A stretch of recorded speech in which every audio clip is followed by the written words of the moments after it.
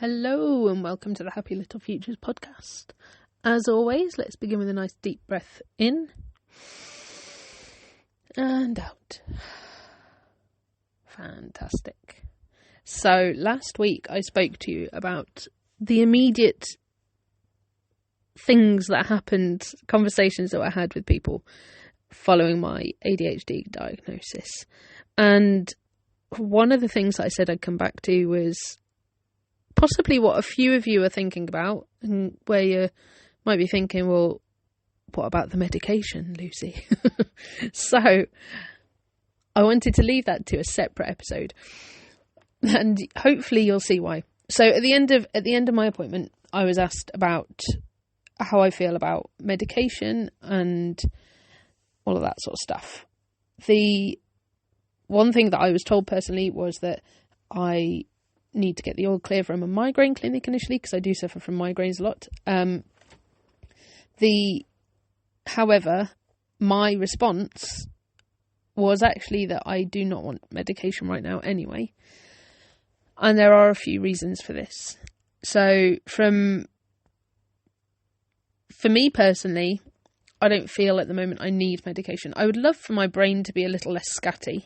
I cannot say that, especially whilst trying to do work and sort of come to terms with having all 3 children at school and all sorts. So I would love for my brain to be less scatty. Absolutely.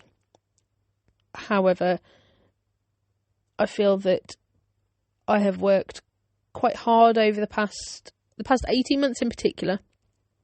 But since I first sort of had that real setback at work, about, what would that be? Probably about 10 years ago now, where maybe even longer.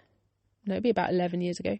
So I had a real setback at work where I couldn't go back due to a fibromyalgia flare, but that was actually due to anxiety and stress that sort of like really triggered that flare up.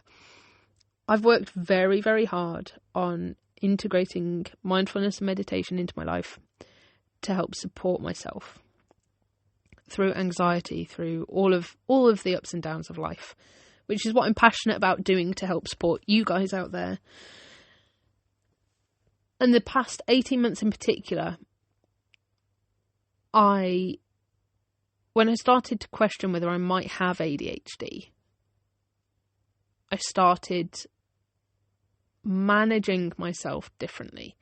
So implementing the mindfulness and the meditation and stuff like that to try to support sort of what could be a neurodivergent brain, what could be ADHD tendencies and things like that.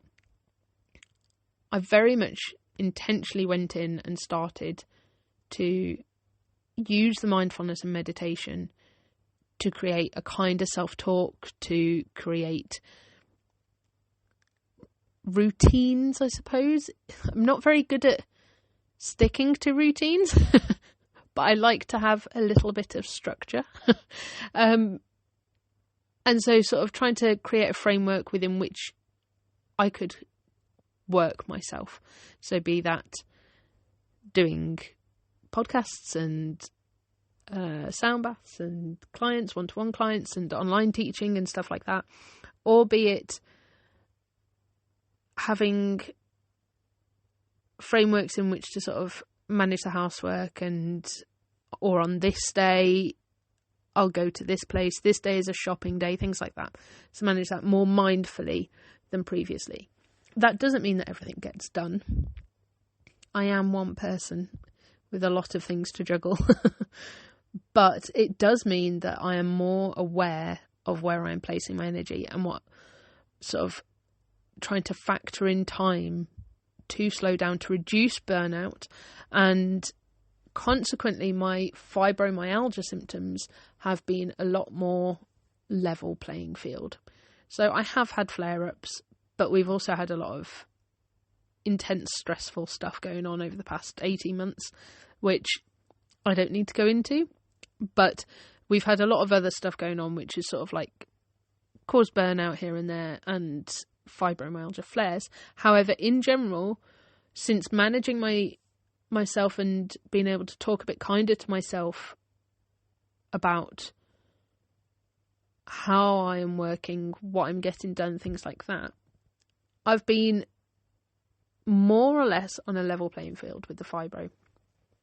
And so for this reason, I figure that I am actually managing the ADHD quite well myself already. There are definitely things that I could improve, organisation being one of them, as I've kind of just touched on, but I very much feel that I manage things relatively successfully already. So I didn't want to go into the medication on that front because I don't feel that I need it. I don't feel that right now I need it. I am also fully aware that with hormones comes, in most cases, greater ADHD symptoms and struggles and stuff like that. And as a woman, at some point I'm going to hit perimenopause, menopause, and at that point I expect things might get a little bit harder. So for now I'll save the medication, so I've got it to come to then. The other reason I didn't want to right now is because with everything else going on, sort of trying to support the kids sort of through their sort of school transitions. One's gone into the juniors, one's started the infants, another one's finishing off the infants. There's a lot of transitions and stuff like that we're going to be going through over the next year or so, and are going through at present. I have heard again that some people find that they sort of don't feel like themselves anymore. And whilst I am fully aware that the medication might help and I might not have that side effect, right now I don't feel for my family it's the right thing. So for those of you that listened and were wondering whether I went for the medication or not, there is your answer. I did not. And part of that reason is medical reasons due to migraines. Part of that reason is because I just don't feel I need it at the moment. So before I move on, I'm going to take a moment just to quickly thank our sponsor, Rowan Fox. Rowan Fox is a sustainable clothing brand with beautiful wildlife-inspired illustrations and designs, and you can find their stuff on rowanfox.com or head to Rowan Fox on Instagram or Facebook, and the links are in the details of this podcast. So definitely check them out because they do some fantastic clothes. So, meditation and mindfulness. I touched on last week how there is a preconception that if you've got ADHD, you can't meditate. I've seen it on other people's podcasts who are sort of very public ADHD people. I've heard it myself when I've been speaking to people at, whether it's been in the playground, whether it's been out and about, whether it's been people who have brought me into support with groups and stuff like that, and then they've said themselves, I couldn't do it because I can't stop thinking, and all that sort of stuff. Or if it's just people that you get chatting to out and about, you're at swimming, you chat to the parent next to you, you sort of like go into a place and people go, like, what do you do? I'm a meditation coach. And they're like, oh yeah, well, I don't think I could do that. I'm not sure I could do that because I've got ADHD. I feel there's a very big misconception that those people with ADHD can't meditate, that people with ADHD can't sit still, and that people with ADHD are unable to sort of really bring these practices into their lives. However, I firsthand know that meditation mindfulness can actually increase your ability to manage the things that ADHD can make that little bit harder. So I've found it interesting going on this journey, learning more about ADHD. I've done a couple of sort of understanding ADHD courses. I figured that even if it doesn't affect me directly, as I spoke about in the Parenting is it ADHD or Parenting Overwhelm podcast, I feel that a lot of these things have parallels with It's just how you're able to cope with them that's maybe a little bit different.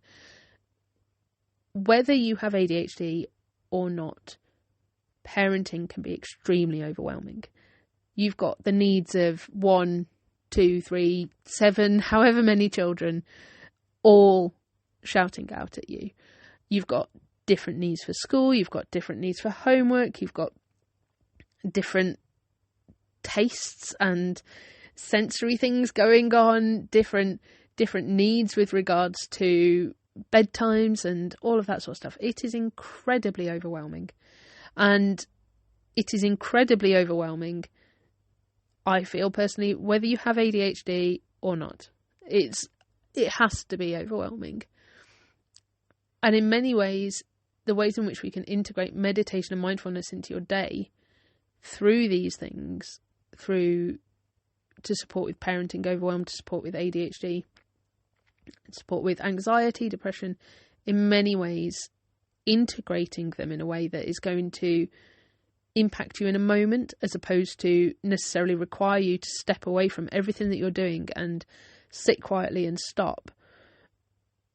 That is by far going to be more effective than trying to force yourself to carve out time, trying to assign time that you don't know whether you can guarantee. If you're a parent and you've ever tried to meditate and the kids are settling down for bed or they're in bed, every little creak of the floorboards, every little creak of a pipe, sound from outside, all of that, you can't fully get into a place of sort of deeper relaxation easily, because you will be wondering if that's a child about to come downstairs and crash the party, the meditation party. So it's not that easy. However, if you can step away for 30 seconds and bring in some meditation techniques, some mindfulness into that moment, into your day, then you can do that. That is easily attainable. You can do it with your kids. I can teach you to do it with your kids to help yourself. I've actually got a mindfulness morning for parents and carers running online at the moment at 9:45 to 10:45 on a Thursday morning, because I feel it's important that people have a place to talk about these things. I feel that it's important that you have a moment to yourself, but also I feel that it's important that whether you're nap trapped, whether you've got kids climbing and crawling and shouting all over you, or whether you've sent them off to school, in all those stages, you are a parent, and it's important that you take time. And even if you've got the kids climbing on your face and trying to grab the phone or whatever, I can support you and I can coach you, and they can listen, and I can do things to help support them too, for the whole family. And I just think it's a really important thing to recognise that regardless of where you're at, these techniques, these skills, meditation, mindfulness, and all the things that come with it, they are so valuable and so important. And the more you implement them into your day, the easier you will be able to call upon them, draw upon those skills, and then receive the effects that you need, essentially. That is my main message for this podcast, because it's really overwhelming. If you, as I said, if you're a parent and you're not neurodivergent, I expect it's overwhelming. As a parent struggling with ADHD, I do struggle with ADHD quite a lot, and the symptoms of it's extremely overwhelming. And in all of these instances, having someone say, "Oh, I'm a meditation coach," quite a natural response is to immediately sort of go, "Oh, I can't do it. I've not got time. I'm not a parent. Like I'm parenting. I've not got time. I've got ADHD. I can't switch my brain off. I can't sit still." It's easy to make up excuses. However, it is actually just as easy in many instances to integrate these things into your life and benefit and give yourself that self-care, that just a moment of mental stillness. And when I say stillness, I don't mean not thinking. I mean being present in the moment and allowing yourself, intentionally trying to just let go for a moment, however brief. It's that can really help support you.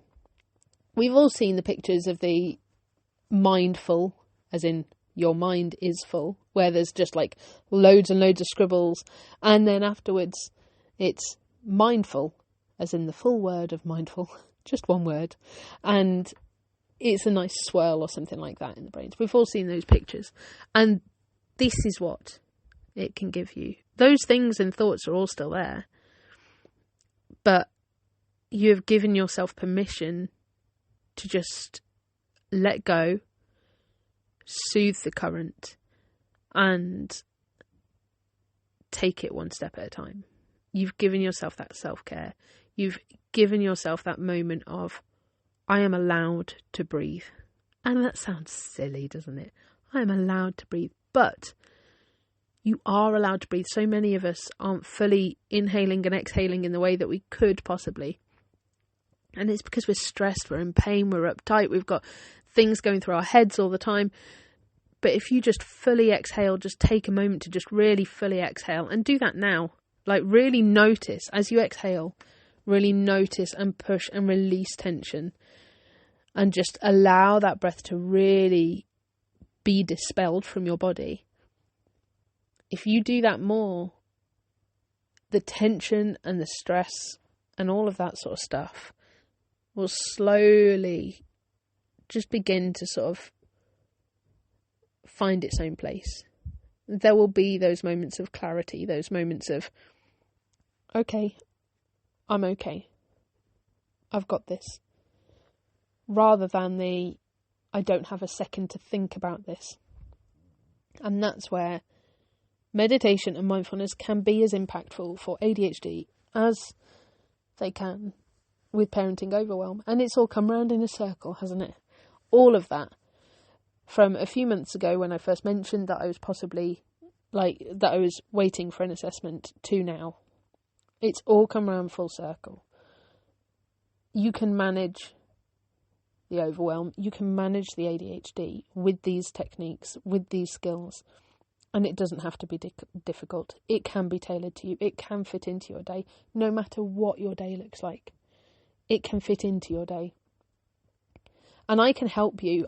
I can absolutely help you. So if you want to discuss how I can support you, then please feel free to just email me at info@happylittlefutures.co.uk, or drop me a message on social media, LinkedIn, on Instagram, on Facebook, on any of those. Just drop me a message, or drop a message in the comments of this, and let me know. Have a chat. Let's have a chat. Let's see how I can support you, see how I can help you, because you've totally got this. And it doesn't matter what is going on in that brain of yours. You can meditate. I can help you to meditate. Anyone can meditate. It's easy. It's the thought of it that's very difficult. It's the thought of it. So with that, I'm going to love you and leave you. And we're going to take one final deep breath in. And release, and fully release. Exhale it all the way out. Really let your shoulders drop down. Release any tension as you do so. And I will speak to you next time.